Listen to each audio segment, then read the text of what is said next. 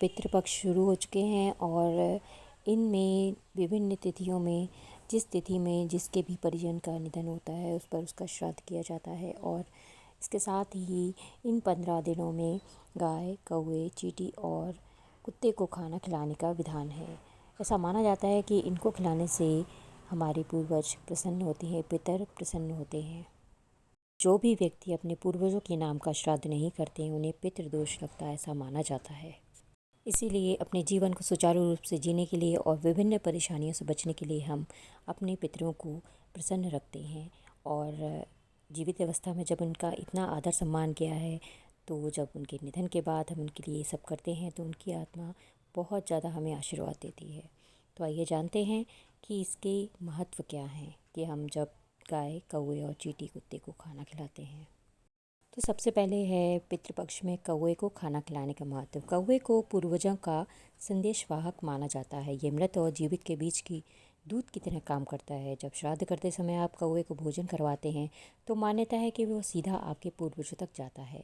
इससे उनकी आत्मा को शांति मिलती है, वो आपको आशीर्वाद देते हैं।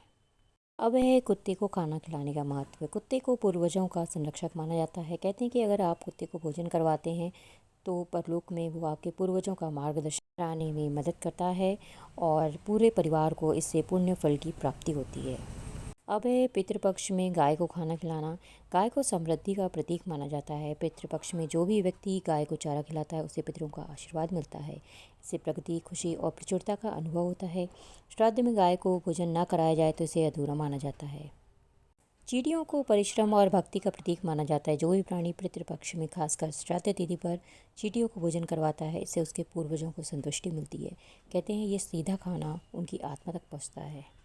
ग्रंथों के अनुसार कौवा यम का प्रतीक होता है जो दिशाओं का शुभ अशुभ संकेत बताने वाला होता है। इसीलिए श्राद्ध का एक अंश से भी दिया जाता है। कौवों को पितरों का स्वरूप भी माना जाता है। मान्यता है कि श्राद्ध का भोजन कौवों को खिलाने से पितृ देवता प्रसन्न होते हैं और श्राद्ध करने वाले को आशीर्वाद देते हैं। श्राद्ध के भोजन का एक अंश हम गाय को भी देते हैं, जैसा कि मैंने पहले भी बताया है। तो गाय जो होती है वो वैतरणी से पार लगाने वाली होती है।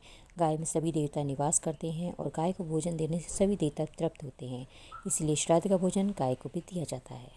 कुत्ता यमराज का पशु माना गया है। श्राद्ध का एक अंश इसको देने से यमराज प्रसन्न होते हैं।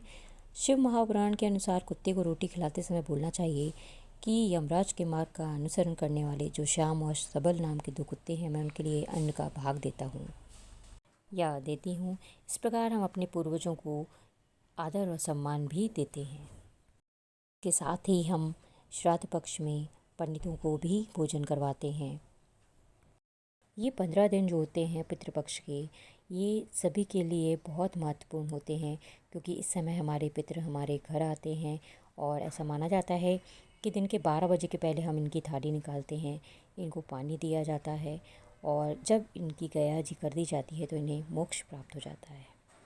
इन 15 दिनों के बीच में हमें किसी को भी अपशब्द नहीं कहना चाहिए, ना ही किसी के साथ कोई बुरा कर्म करना चाहिए, ना धोखा करना चाहिए, ना ही कोई अपराध करना चाहिए।